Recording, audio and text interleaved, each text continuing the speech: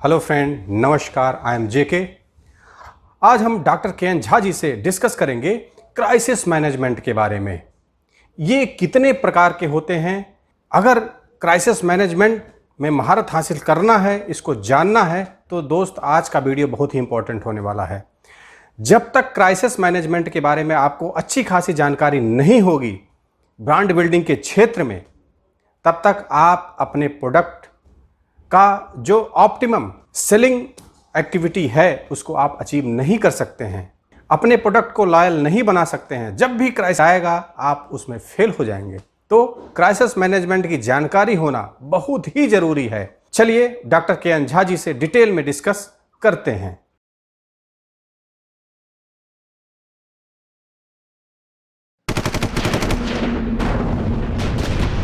अरे भाई, ये दीवार बिग सैम से बनी है, तुमसे नहीं टूटेगी। Big Sam cement, build solid.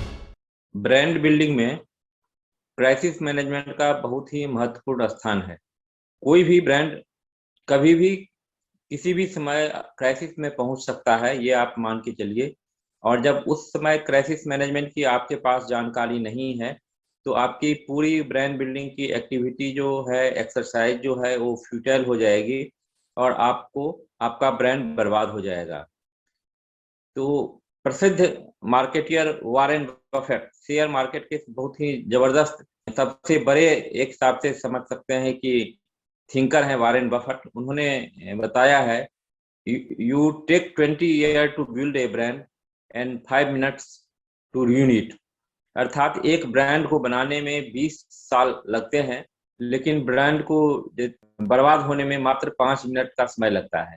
तो आप ब्रांड कितना भी अच्छा बना लिए हो, लेकिन एक छोटी सी गलती या एक छोटी सी नजरअंदाज से आपकी ब्रांड बर्बाद हो सकती है। इसलिए हमारा मानना है कि ब्रांड बिल्डिंग में क्राइसिस मैनेजमेंट का बहुत ही महत्वपूर्ण स्थान है। ये जो क्राइसिस आता है ब्रांड का, डिफरेंट टाइप का क्राइसिस आता है, जिसके चलते ब्रांड फेल्योर होता है। ब्रांड का ये फेल्योर होने के जो तरीके हैं या जो कारण हैं, उसके डिफरेंट कारण हैं। उनमें से हम कुछ कारणों की यहाँ चर्चा करते हैं। सबसे पहले होता है कंसेप्ट आइडिया फेल्यूर या कंसेप्ट और आइडिया फेल्यूर। कंसेप्ट और आइडिया फेल्यूर उस स्थिति में होता है कि आप जिस बाजार में जा रहे हैं, जिस प्रोडक्ट को लेके जा रहे हैं, वो पूरी आपका जो आपने एनालिसिस किया है, बाजार उसके बिल्कुल उसके तुलना में बिल्कुल अलग प्रकार का हो। इसका एक एग्जाम्पल मैं बताता हूँ। 68 और 70 के दरमियान में सुपर मार्केट करके दिल्ली में एक आई थी बाजार, जिसमें एक छत के नीचे हर तरह के सामान, हर तरह के प्रोडक्ट मिल रहे थे। लेकिन वो सुपर मार्केट ब्रांड जो था वो बुरी तरह से फेल्योर हो गया, क्योंकि उस समय में जो भारतीय लोगों की मानसिकता थी, ओपन स्पेस में मार्केटिंग करने की प्रवृत्ति थी। तो उस बाजार में जो कंज्यूमर थे या कस्टमर थे वहां तक नहीं पहुंच पाते थे, नहीं पहुंचे, और अल्टीमेटली सुपर मार्केट को बंद होना पड़ा, बंद हो गया। इसी तरह से कैलॉग जो है सीरियल के मार्केट में आई थी शुरू में, और वो बुरी तरह से फेल हो गया। कारण वो उस अंदाजा नहीं लगा पाई थी कि ये सीरियल जो है ये ठंडे दूध के साथ खाया जाता है। इन्होंने गर्म दूध के साथ किया था, जबकि ये इसकी कंपैटिबिलिटी ठंडे दूध के साथ अच्छी थी। तो इस तरह के कई उदाहरण मिलेंगे। हालांकि आज के टाइम में जैसे सुपर बाजार का जो कंसेप्ट था काफी पॉपुलर है। जो आप बिग बाजार देखते हैं, जियो रिलायंस का मार्केट देखते हैं या टाटा का क्रोमा देखते हैं, आज के दिन में पॉपुलर हो गया। लेकिन आज से 40 साल 45 साल पहले, यह बुरी तरह से 50 साल पहले की बात है, यह कंसेप्ट बुरी तरह से फेल्योर हो गया था। और इसलिए आपको जो आइडिया फेल्योर की हमने चर्चा की, इसका यह एक एग्जाम्पल है। दूसरा है एक्सटेंशन फेल्योर। कभी कभी कंपनियां क्या करती है, जैसे ब्रांड एक्सटेंशन की बात होती है, ब्रांड एक्सटेंशन और प्रोडक्ट एक्सटेंशन दो तरह का होता है। एक तो जो पर्टिकुलर जिस ब्रांड में आप डील कर रहे हैं उसी का एक्सटेंशन होता है। जैसे आप मारुति का गाड़ी देखते हैं, तो मारुति का गाड़ी अल्टो है या 800 था, अल्टो है, तो उसका वैगन आर है। ये सब ब्रांड प्रोडक्ट का एक्सटेंशन हुआ। लेकिन कभी कभी कंपनियां क्या करती है कि जिस चीज में डील कर रही है उसके अलावा भी दूसरे एरिया में प्रवेश करती है, तो वो कंसेप्ट भी कभी कभी फेल्योर होता है। इसका एक ज्वलंत एग्जाम्पल है जो हार्ली डेविडसन मोटरसाइकिल जो है वर्ल्ड का सबसे नंबर 1 ब्रांड है। उन्होंने परफ्यूम में अपने ब्रांड को एक्सटेंशन किया था, यह सोच करके कि हम इसमें प्रीमियम मोटरसाइकिल के सेगमेंट में प्रीमियम है, तो परफ्यूम में भी हम एक्सटेंड करते हैं अपने ब्रांड को। और लेकिन उनकी परफ्यूम की ब्रांड बुरी तरह से बाजार में पिट गई और उनको वापस लेना पड़ा था। इस तरह के कई प्रोडक्ट के एग्जाम्पल हैं जो एक्सटेंड होते हैं और बाद में इनको अपने आप को अपने आप को वापस आना पड़ता है, अपने आप को समेट लेना पड़ता है उस बिजनेस से। तीसरा है पीआर फेल्योर। कभी कभी क्या होता है कि जो पर्सनल रिलेशन है, जो मार्केटिंग है, उसके फेल्योर के चलते आपका प्रोडक्ट बुरी तरह से प्रोडक्ट और कंपनी क्राइसिस में आ जाती है और अल्टीमेटली आपका प्रोडक्ट बाजार से एलिमिनेट हो जाता है। कई परिस्थितियां ऐसी देखी गई है जिसमें कंपनियां बंद तक हो जाती है। इसमें एक बहुत बड़ा एग्जाम्पल है यूएस का फायरस्टोन टायर का। फायरस्टोन टायर्स में जब क्राइसिस आया था तो इनकी पीआर की टीम उस क्राइसिस को कंट्रोल नहीं कर पाई थी और फलतः फायरस्टोन टायर की कंपनी जो थी उसको बैंकरप्ट होना पड़ा था और उनको बेचना पड़ा था। दूसरी कंपनियां ने उसकी अधिग्रहण कर ली थी, जबकि उससे पहले फायरस्टोन टायर अपने आप में बहुत ही स्ट्रॉन्ग ब्रांड यूएस इकोनॉमी में अपने आप में थी। कल्चरल फेल्योर ये होता है कि जब आप अपने प्रोडक्ट और सर्विस जिस जगह मार्केटिंग करने जा रहे हैं उस जगह के आपको कल्चर के बारे में आइडिया नहीं हो, उस जगह के लोगों की प्रकृति के बारे में आइडिया नहीं हो, इस स्थिति में आपका ब्रांड की एक्सेप्टेबिलिटी नहीं बनती है और फलतः फेल्योर हो जाता है ब्रांड आपका। इसका एक एग्जाम्पल है जो केलॉग इंडिया ने जब इंडिया में फर्स्ट टाइम उन्होंने लॉन्च किया था, केलॉग का कॉर्नफ्लेक आता था, उन्होंने लॉन्च किया था, तो उन्होंने उनका वह उस समय उनकी यह ब्रांड बुरी तरह से फेल हो गई थी। कारण इसका ये था कि उन्होंने इंडियन लोगों की कल्चरल की स्टडी पूरी तरह से नहीं कर पाई थी, या जो स्टडी था उनका परफेक्ट स्टडी नहीं था। हम आप अच्छी तरह से जानते हैं इंडिया में नॉर्थ में जो नाश्ता में होता है पराठा को तहरीज दी जाती है, ईस्ट में स्पेशली जैसे बिहार या यूपी में पूरी सब्जी का दिया जाता है, वेस्टर्न पार्ट है जैसे गुजरात मध्य प्रदेश के कुछ भागों में पोहा को प्राथमिकता दी जाती है। महाराष्ट्र में पाव भाजी या बड़ा पाव बोलते हैं, बड़ा पाव था। इसी प्रकार से साउथ में जो है इडली और डोसा का है प्रचलन है। और जबकि इन्होंने केलॉग्स में इन्होंने जब ये कॉर्नफ्लेक लाए थे तो इनको ये पता नहीं था कि इन लोगों के हैबिट्स को इतना जल्दी बदला जा सकता है। हालांकि आज के दिन में एक जनरेशन के बाद आपका जो कॉर्नफ्लेक है इंडियन सब कॉन्टिनेंट में नाश्ता के रूप में वेल एक्सेप्टेड हो गया है, लेकिन उस समय फेल्योर हो गया था जब फर्स्ट टाइम इन्होंने केलॉग इंडिया ने कॉर्नफ्लेक लेकर के आए थे। इसी प्रकार से ताइवान में पेप्सी को जो पूरे वर्ल्ड में पॉपुलर है, वो ताइवान में फेल्योर हो गए थे। उन्होंने वहाँ का जो कल्चरल स्टडी नहीं कर पाए थे। इसके अलावा एक होता है पीपुल्स फेल्योर एक ऐसा है कि कभी कभी आपके ऑर्गेनाइजेशन, आपके ब्रांड, आपके सर्विसेज बुरी तरह से फेल हो जाते हैं जहाँ के पीपुल्स के चलते, उनके वर्कफोर्स के चलते। यदि उनके वर्कफोर्स पूरी टेक्निकली या कल्चरली वेल इक्विप्ड नहीं है तो ऐसे समय में आपको फेल्योर का सामना करना पड़ता है। इसमें कुछ एग्जाम्पल इंडिया में बहुत एग्जाम्पल है, लेकिन हम कुछ वेस्टर्न एग्जाम्पल देना चाहते हैं। जैसे एनरॉन और एक इनकी कंपनी थी, ऑडिट की थी, आर्थर एंड एंडरसन, जो बाद में EY हो गई है। ये दोनों कंपनियां बुरी तरह से अमेरिका में फेल्योर हो गई थी, कारण इनके जो एम्प्लॉय थे वो सुटेबल नहीं थे, या यह समझ सकते हैं कि बहुत ही ज्यादा करप्शन उनके ऑर्गेनाइजेशन में उस समय था, जिसके चलते पीपुल्स के फेल्योर के चलते ये ब्रांड दोनों तरह से।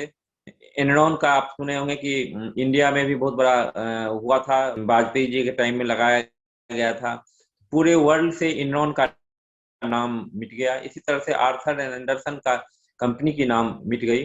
पीपुल्स फेल्योर एक यही चीज होता है। और इंडिया में भी आप देखेंगे कि बहुत से ऐसे ऑर्गेनाइजेशन हैं जहां लोगों के, उनके कर्मचारियों के फेल्योर के चलते ब्रांड फेल्योर हुआ है। रीब्रांडिंग फेल्योर, आप बाजार में देखेंगे कि कभी कभी क्या होता है कि जब प्रोडक्ट थोड़ा थक जाता है, ब्रांड कभी थक जाता है, तो कंपनियां, ऑर्गेनाइजेशन ब्रांड और सर्विस को दोबारा ब्रांडिंग करने की प्रयास करती है और दोबारा ब्रांडिंग करके, रीब्रांडिंग करके बाजार में नए पंचलाइन, नए कलर, इन नए लोगों के साथ प्रवेश करती है। और लेकिन इसमें इसमें भी फेल्यूर होता है, जिसका एक एग्जाम्पल आप देखेंगे कि डालडा डालडा का नाम आप जरूर सुने होंगे। डालडा इंडियन मार्केट का एक बहुत ही स्ट्रांग ब्रांड था, लेकिन उन्होंने कई बार इंडियन मार्केट में आए और प्रवेश किए और फिर उन्होंने सक्सेस नहीं कर पाए। आज के दिन में इनको रिप्लेस कर दिया है, रिफाइन ऑयल ने कर दिया है। दूसरा है ब्रिटिश एयरवेज। ब्रिटिश एयरवेज कई बार रिब्रांडिंग की, लेकिन उनका फेल्योर रहा। इसके अलावा होता है कभी कभी सिस्टम फेल्योर होता है। सिस्टम फेल्योर, कंप्लीट सिस्टम ही फेल हो जाता है और इससे ब्रांड को बहुत ही धक्का लगता है।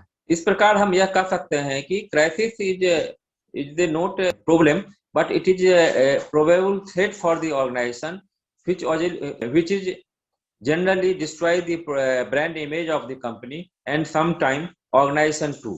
अर्थात ये क्राइसिस जो है एक अपने आप में ब्रांड के लिए या ऑर्गेनाइजेशन के लिए क्राइसिस ही नहीं है, कई बार यह ब्रांड को ही न केवल पहुंचाती है बल्कि ऑर्गेनाइजेशन को भी ये बर्बाद कर देती है, खत्म कर देती है। अब यह प्रश्न उठता है कि ये क्राइसिस कितने प्रकार के होते हैं। सामान्यतः क्राइसिस दो प्रकार के देखे जाते हैं। एक क्राइसिस होता है अनएंटिसिपेटेड क्राइसिस और दूसरा होता है एंटीसिपेटेड क्राइसिस। अनएंटीसिपेटेड क्राइसिस उस क्राइसिस को बोलते हैं जिस क्राइसिस के बारे में आपको कोई जानकारी नहीं है, आपके पास कोई आपको आइडिया नहीं है। ऐसे क्राइसिस ऑर्गेनाइजेशन में आती है या समाज में आते हैं या ब्रांड के साथ आते हैं, सर्विस के साथ आते हैं। उस क्राइसिस को हल करने के लिए आपको क्या होता है कि उसके लिए आपके पास कोई रोड मैप नहीं होता है कि आप इसको कैसे, इस क्राइसिस को हल करेंगे। ये आप अपने अनुभव के आधार पर या कंपनियां डिफरेंट टाइप की जो उनके सीनियर्स लोग होते हैं उनके अनुभव के आधार पर, ट्रायल एंड एरर के आधार पर उस क्राइसिस को सॉल्यूशन हल करती है। इसका एक ज्वलंत उदाहरण है कि कोविड-19 का केस। कोविड-19 के बारे में किसी भी सरकार को विश्व में या किसी भी संस्था को कोई आइडिया नहीं था कि यह कोविड-19 की बीमारी जब आई थी तो इसका इलाज कैसे होगा या इस समस्या से हम कैसे निपटेंगे। तो जैसे जैसे ये समस्या आती गई, सरकारें ने एक के बाद एक तरीके निकालने, सभी केंद्र सरकार, राज्य सरकार या स्वयंसेवी संस्था या रिसर्च ऑर्गेनाइजेशन एक के बाद एक तरीके निकालती गई और होते होते होते लास्ट में आकर के इस समस्या का समाधान निकला। ये कोविड का जो क्राइसिस था अनएंटिसिपेटेड क्राइसिस था, जिसका कि कोई आपको कल्पना नहीं है कि इस क्राइसिस से आप कैसे निपटेंगे। इसी तरह से कभी कभी ये क्राइसिस आता है, जैसे आपका किसी क्षेत्र में मान लीजिए एकाएक उल्का का गिरना होगा। उल्का के गिरने से जो जान माल की क्षति होती है वहां पे, उससे निपटने के लिए एडमिनिस्ट्रेशन के पास कोई इमीडिएट कोई उनके पास साधन नहीं होता है। फिर वो डिजास्टर टीम को संपर्क करती है और डिजास्टर टीम परिस्थिति के हिसाब से वहां पे अपने उस क्राइसिस को हैंडल करती है। दूसरा होता है एंटीसिपेटेड क्राइसिस। एंटीसिपेटेड क्राइसिस वो क्राइसिस होता है जिसके बारे में ऑर्गेनाइजेशन को या कंपनी को या डिपार्टमेंट को आइडिया रहता है उसको, और उसको हल करने के लिए उनके पास एक रोड मैप होता है। जैसे मैं एग्जांपल बताऊं आपको कि आपके प्रीमिसेस में, प्लांट में या आपके फैक्ट्री, आपके ऑफिसेस में आग लग जाए, तो इस क्राइसिस को हैंडल करने के लिए आपके पास with in the organization and organization के बाहर फायर सेफ्टी डिपार्टमेंट है, जिसके पास एक रोड मैप है कि कितना आग लगने पे पानी देंगे, कितना आग लगने पर केमिकल के द्वारा इसे बुझाया जा सकता है। या आप अपने वर्क फोर्स को इस तरीके से ट्रेन किए रहते हैं कि छोटे मोटे आग को कैसे कंट्रोल किया जा सकता है। दूसरा, इसी प्रकार के और एग्जाम्पल आप देख सकते हैं कि यदि मान लीजिए आपके पास, हम सीमेंट की ही बात करते हैं, सीमेंट में क्वालिटी कंप्लेन आता है, तो इसका एक रूटीन में एक रोड मैप बना हुआ है कि कंप्लेन आता है तो वहाँ कंपनी के ऑफिसर जाएंगे, पहले देखेंगे कि सही में कंप्लेन है, आपका सीमेंट है कि नहीं है। सीमेंट है तो आपका सीमेंट है, किस बैच का है, कैसे है। फिर वो टेक्निकल टीम को इन्फॉर्म करेंगे, टेक्निकल टीम वहाँ से सैंपल कलेक्ट करेगी, टेस्ट करेगी।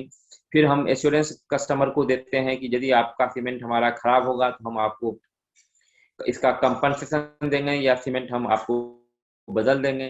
तो एक इस टाइप का एक रोड मैप बना हुआ है डिफरेंस भी क्राइसिस का, इसका एक रोड मैप है, उसको हम बोलते हैं एंटीसिपेटेड क्राइसिस मैनेजमेंट।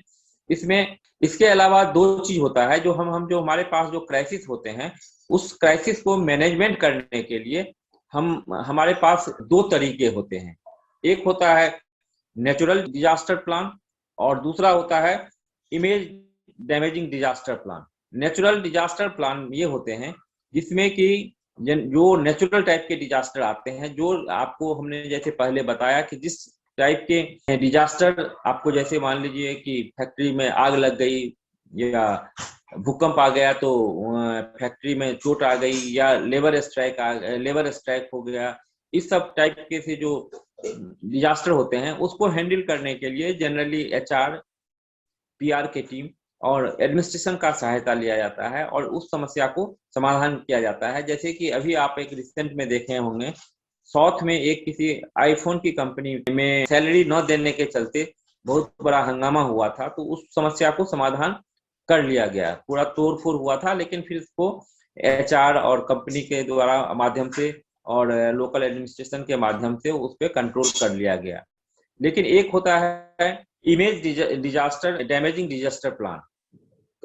कुछ ऐसे परिस्थितियां आती है जिसमें कंपनी की ये नेचुरल के साथ साथ इमेज पे भी बहुत बड़ा धक्का होता है।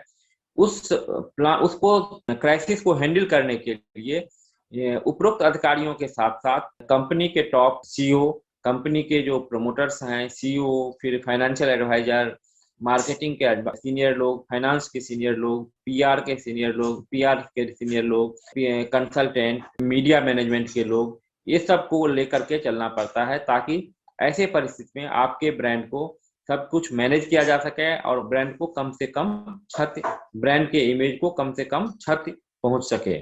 अब हम बात करते हैं कि action plan for crisis management. Crisis management करने के लिए हमारी एक्शन प्लान क्या होनी चाहिए, या किसी भी ऑर्गेनाइजेशन की एक्शन प्लान क्या होनी चाहिए कि इन क्राइसिस को आसानी से मैनेज किया जा सके। इसमें पहला आता है, पहले तो आपको ये अपने समझ लेना चाहिए मैनेजमेंट को कि ये क्राइसिस जो है एक सिर्फ मैनेजमेंट, ये कोई एक क्या कह सकते हैं कि एक छोटा सा कोई पार्ट नहीं है कि कभी आएगी, बल्कि ये आप मान के चलिए कि ऑर्गेनाइजेशन में क्राइसिस आनी ही आनी है, इसलिए क्राइसिस मैनेजमेंट डिपार्टमेंट होनी चाहिए। एक क्राइसिस मैनेजमेंट डिपार्टमेंट हो और वो क्राइसिस मैनेजमेंट डिपार्टमेंट रेगुलर रूप में अपनी ऑर्गेनाइज करें, क्राइसिस मैनेजमेंट का डेमो करें और डेमो करते रहें और देखें। इसका आपको एग्जाम्पल दिखाऊंगा कि फायर डिपार्टमेंट यदि कहीं भी है तो टाइम टू टाइम अपने फायर डिपार्टमेंट अपने कैपेसिटी का प्रदर्शन करती रहती है। या आप आर्मी का देख सकते हैं, आर्मी हो, नेवी हो, ये टाइम टू टाइम वार हो या ना हो, ये लोग अपना प्रैक्टिस करते रहते हैं कि तैयारी हमारी पूरी होनी चाहिए। इसी प्रकार से आपके ऑर्गेनाइजेशन में क्राइसिस मैनेजमेंट डिपार्टमेंट है, वो ऑर्गेनाइजेशन डिपार्टमेंट को आप रखिए और वो टाइम टू टाइम अपना वो डेमो करें, ऑर्गेनाइज करते रहें कि किस तरह से हम हैंडल कर सकते हैं। एक क्राइसिस मैनेजमेंट डिपार्टमेंट में एक सेंट्रलाइज सेंटर होना चाहिए जिसको वार रूम बोलते हैं, जिससे आसानी से वहां पे सब जगह का इंफॉर्मेशन आए और उस इंफॉर्मेशन के बेस पे आप करेक्टिव एक्शन लेते रहें। Develop a state wide plan for the crisis plan. जैसे हम अच्छी तरह से जानते हैं कि कोई भी जो समस्या आती है, जो क्राइसिस आती है, तो रूटीन में भी हमको किसी भी प्रोजेक्ट के लिए plan A, plan B, plan C, यदि मान लीजिए पहला प्लान फेल होता है तो प्लान बी में कैसे हम करेंगे, प्लान बी फेल होता है तो प्लान सी से हम कैसे करेंगे। तो वैसे ही क्राइसिस मैनेजमेंट टीम को या उस डिपार्टमेंट को स्टैंड बाय प्लान रखना चाहिए कि हमारा ये प्राइमरी प्लान फेल होता है तो सेकेंडरी क्या होगा, सेकेंडरी फेल होता है तो टर्सरी क्या होगा, थर्ड प्लान क्या होगा। और इसके बाद एक होना चाहिए कि सोशल मीडिया मैनेजमेंट। आप पीआर के अंतर्गत आप डिफरेंट टाइप की एक्टिविटी जरूर करते हैं, लेकिन आज के दिन में डिजिटल युग में आप अच्छी तरह से जानते हैं कि सोशल मीडिया इतना इफेक्टिव हो गया है कि 5 से 10 मिनट में पूरे हर मीडिया पर आपकी यदि कोई कमी है तो फैल जाएगी। तो आपके पास सोशल मीडिया मैनेजमेंट का टीम ऐसी होनी चाहिए जो इन चीजों को आसानी से कंट्रोल कर सके। उस पे जो आपके फेवर में तो नहीं, आपके अगेंस्ट में जो चीजें आए उसको प्रॉपरली उसको उसको स्टडी कर सकें और उसका सही तरीके से जवाब दे सकें, ताकि उसमें कम से कम ऑर्गेनाइजेशन को क्षति हो और प्रोडक्ट की और सर्विस को आपको क्राइसिस से बचाया जा सके। अब हम बात करेंगे कि क्राइसिस मैनेजमेंट का, तो ये हमने थ्योरेटिकल बातें की। अब डिफरेंट टाइप के क्राइसिस, डिफरेंट ब्रांड समय समय पर क्राइसिस में आए हैं। हम इंडिया की 3 रिसेंट जो ब्रांड क्राइसिस हुआ है उसकी हम चर्चा कर रहे हैं। इसमें पहला केस है उबर का, 2016-17 में आया था। उबर का केस आया था जो उसमें कि उबर को बहुत ही ब्रांड क्राइसिस में आ गई थी, बंद होने के कगार पे आ गई थी। दूसरा था कैडबरी चॉकलेट का, जिसमें आपने देखे होंगे कि कैडबरी चॉकलेट बाजार से करीब करीब बाहर जैसा हो गई थी, क्वालिटी कंप्लेंट आ गया था, कीड़े वगैरह आ गए थे, तो उसको उन्होंने हैंडल किया था। और तीसरा हम जिस पे चर्चा कर रहे हैं वो नेस्ले का है। नेस्ले का मैगी ब्रांड था 2014 में।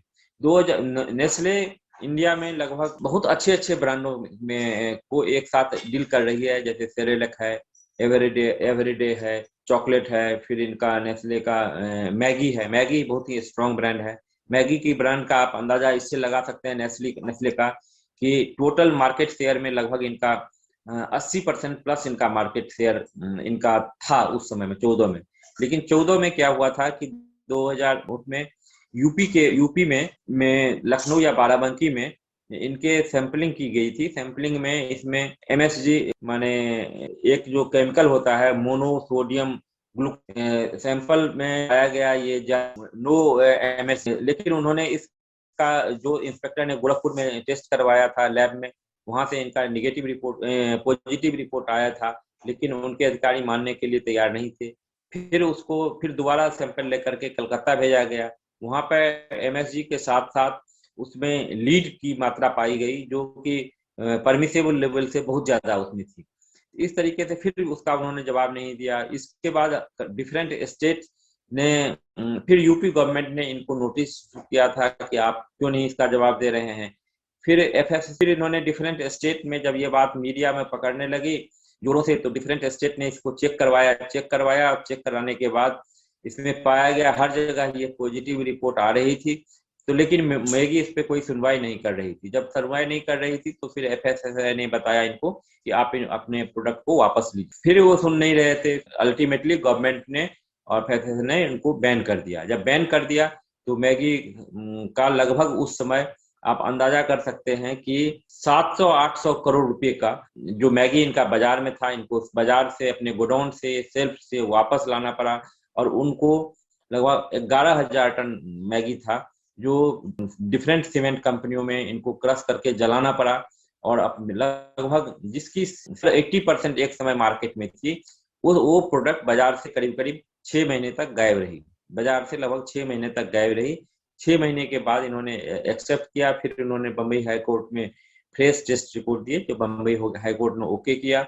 उसके बाद इन्होंने डिफरेंट नया कैंपेन बनाया और डिफरेंट एडिशनल मैगी के साथ साथ डिफरेंट एडिशनल मसाले के साथ जो यहाँ के यंगस्टर को पसंद आता है, वेरिएंट लेकर के बाजार में आए। और पहले ऑनलाइन में आए, फिर उसके बाद जो मॉडर्न ट्रेड है जैसे बिग बाजार, इस सब में आए। उसके बाद फिर जनरल दुकान में आए, फिर टीवी में कैंपेन किए कि मैगी आपका सेफ है। टीवी कैंपेन भी अलग अलग था, कुछ सेंटिमेंटल था, कुछ क्वालिटी पे था। इस सब करने के बाद इन्होंने ब्रांड को फिर दोबारा पोजीशन किया इंडियन मार्केट में, और आज के दिन में मैगी पुनः स्थापित हो गई। जबकि उस समय में 6 से लेकर 8 महीना तक में मैगी का सेल पूरे इंडियन मार्केट में जीरो था, बिग जीरो था, और इतना बड़ा डेंट था। तो ये क्राइसिस मैनेजमेंट का एक उदाहरण है मैगी अपने आप में कि किस तरह उन्होंने उस क्राइसिस को उन्होंने मैनेज किया। इन्हीं के साथ आज का मैं खत्म करता हूँ। धन्यवाद। आशा करते हैं दोस्तों आज आपको अच्छी खासी जानकारी हासिल हुई होगी। अगर आपको हमारा वीडियो पसंद आया हो, लाइक और शेयर जरूर कीजिएगा। अगर हमारे यूट्यूब चैनल पर नए हैं, सब्सक्राइब करना ना भूलें। बेल आइकन को जरूर हिट कीजिएगा, जिससे आपको लेटेस्ट अपडेट नोटिफिकेशन मिलता रहेगा। हमारा मोटिवेशन बढ़ता रहेगा। वीडियो देखने के लिए बहुत बहुत धन्यवाद।